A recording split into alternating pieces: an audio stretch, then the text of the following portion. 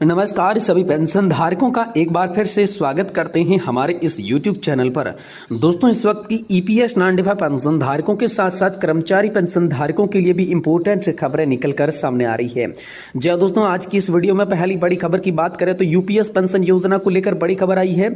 UPS pension योजना में प्रतिमाह 10,000 रुपए की पेंशन की गारंटी, इनको मिलेगा फायदा। तो आखिरकार किन लोगों को फायदा मिलेगा, 10,000 रुपए की पेंशन प्रतिमाह कैसे मिलेगी, इसके बारे में दोस्तों इसके अंदर बात करने वाले हैं आज की इस वीडियो के अंदर।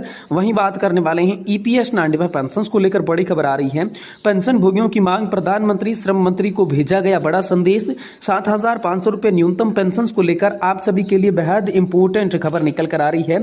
तो दोस्तों, आखिरकार कर्मचारी पेंशन योजना 1995 को लेकर श्रम मंत्री और प्रधानमंत्री जी को क्या बड़ा संदेश भेजा गया और ईपीएफओ के अंडर में आने वाली पेंशन को 7,500 रुपए करने को लेकर आखिरकार आप सभी के लिए क्या बड़ी खबर आई, इसके बारे में भी आज की इस वीडियो के अंदर बात करेंगे। साथ ही साथ दोस्तों 4% बढ़ेगा महंगाई भत्ता, हो गया है इसके लिए ऐलान, केंद्रीय कर्मचारियों के लिए बड़ी खुशखबरी। तो दोस्तों आखिरकार पेंशन भोगियों के लिए डीआर और कर्मचारियों के लिए डीए किस तारीख से 4% बढ़ेगा और कितना लाभ आप सभी को मिलेगा, इसके बारे में भी आज की इस वीडियो के अंदर संपूर्ण रूप से आप सभी को जानकारी दी जाएगी। वहीं बात करने वाले हैं पेंशन फंड की सीमा 21,000 रुपए करने की तैयारी, अब मिलेगी अधिक पेंशन। जी हाँ दोस्तों, 15,000 रुपए की वेज के लैब कैप को यहाँ पर जो है खत्म करके 21,000 रुपए की सीमा आप सभी के लिए रखी जाएगी। अब आपको अधिक पेंशन का लाभ मिलेगा। तो किस तारीख से अधिक पेंशन का लाभ मिलेगा, कैसा आप सभी के लिए ऐलान होने वाला है, इसके बारे में भी आज की इस वीडियो के अंदर बात करेंगे। और बात करेंगे 18 माह के बकाया डीए एरियर के भुगतान को लेकर, बदला डीए का फॉर्मूला इसको लेकर, और दोस्तों न्यूनतम वेतन में बढ़ोतरी को लेकर आखिरकार आप सभी के लिए क्या बड़ी खबर आई है। इन तमाम बड़ी खबरों के बारे में दोस्तों आज की इस वीडियो के अंदर विस्तार से जानेंगे।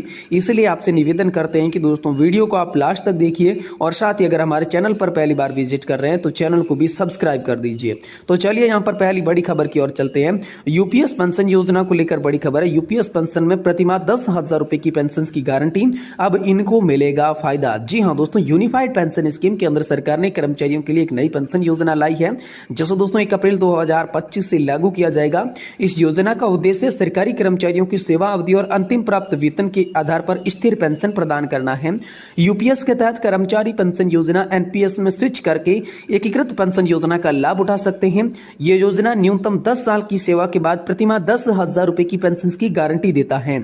इसके अतिरिक्त सेवानिवृत्ति पर एकमुश्त भुगतान और पारिवारिक पेंशन का भी प्रावधान इस योजना के अंदर रखा गया है। आप सभी को बता दें कि यूनिफाइड पेंशन स्कीम को लागू करने वाला महाराष्ट्र पहला राज्य बन गया है। ऐसे ही अन्य सरकारी कर्मचारियों के लिए लेटेस्ट अपडेट आप पाने के लिए हमारे चैनल से जुड़े रहिएगा। तो दोस्तों आप सभी को बता दें कि प्रधानमंत्री नरेंद्र मोदी की अध्यक्षता में केंद्रीय मंत्रिमंडल द्वारा केंद्र सरकार के कर्मचारियों के लिए एकीकृत पेंशन योजना यानी कि यूपीएस को मंजूरी दे दी गई है। यह योजना 1 अप्रैल 2025 से शुरुआत कर दी जाएगी। इस योजना का लाभ केंद्र सरकार के 23 लाख कर्मचारियों को दिया जाएगा।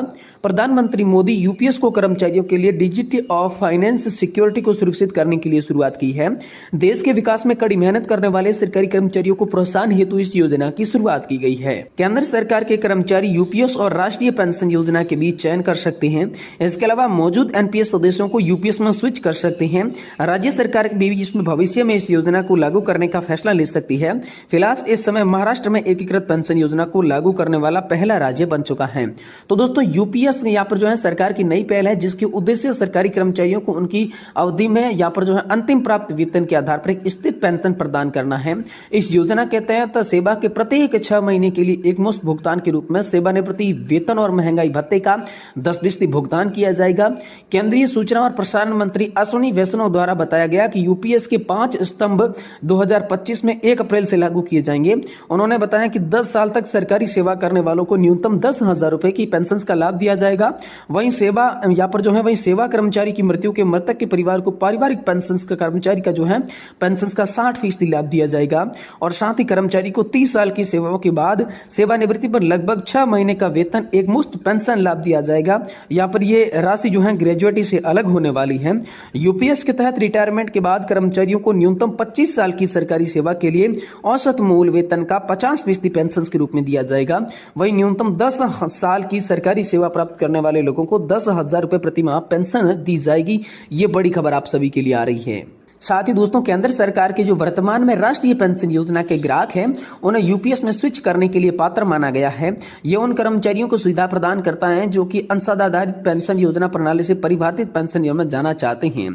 तो दोस्तों इसमें बात करें तो मिनिमम सर्विस रिक्वायरमेंट की बात करें तो यूपीएस पेंशन के तहत पेंशन के लिए पात्र होने के लिए कर्मचारी को कम से कम 10 साल की सेवा पूरी करनी होगी। इस शर्त को पूरा करने वाले कर्मचारी प्रतिमाह 10,000 रुपए की एश्योर्ड पेंशन पाएंगी। वहीं दोस्तों यदि लाभार्थी की मृत्यु हो जाती है तो कर्मचारी की पत्नी को पेंशन का 60% पारिवारिक पेंशन मिलेगा। वहीं यूपीएस के लिए फिलहाल शुरू की गई केंद्र सरकार के कर्मचारियों के लिए शुरू की गई है, लेकिन राज्य सरकारों के पास भी कर्मचारियों के लिए इस योजना को लागू करने का विकल्प है। इसे लागू करने का निर्णय राज्य स्तर पर भी लिया जा सकता है।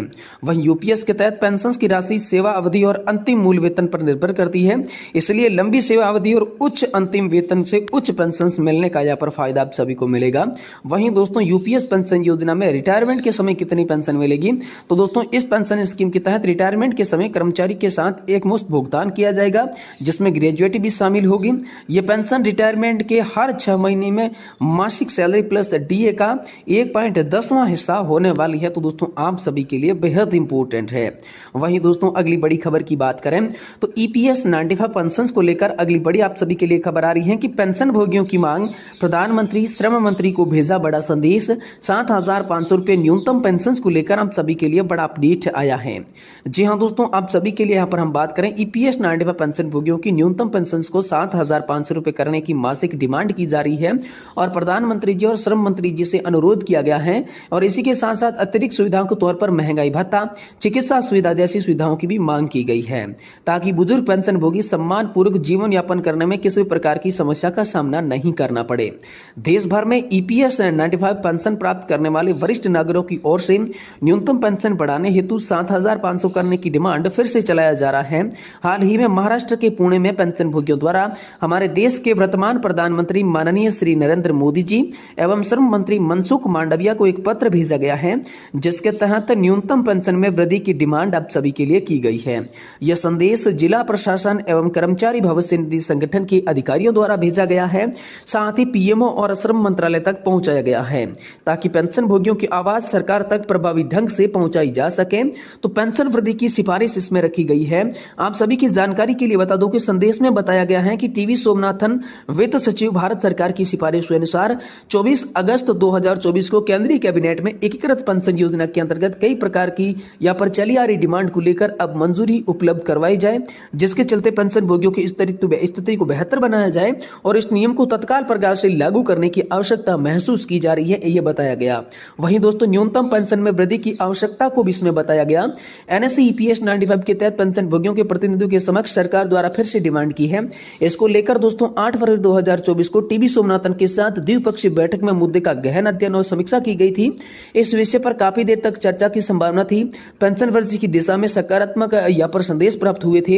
हालांकि इसी को लेकर कोई ठोस जानकारी सामने नहीं आई है, तो इसी मांग की बात की गई है। साथ ही सभी पेंशन धारकों का यह कहना है कि न्यूनतम पेंशन को 7,500 रुपए तक बढ़ाया जाए, जो डिमांड काफी वर्षों से की जा रही है। इस अपील से अभी सरकार द्वारा लागू नहीं किया गया है, तो बहुत सारे पेंशन भोगी बहुत ही कम पेंशन के लाभ में अभाव में जी रहे हैं। वहीं दोस्तों आप सभी के लिए बड़ी अपील श्रम मंत्री जी से की गई।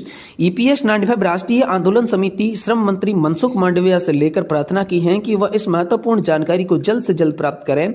समिति ने यह बताया है कि पेंशन 7,500 रुपए मासिक के साथ साथ महंगाई भत्ता और चिकित्सा लाभ जैसी सुविधाएं भी आवश्यक पड़ने वाली है। इसके लिए अतिरिक्त पेंशन भोगियों को कल्याणकारी जीवन यापन करने में सुविधा प्रदान हो सकेगी।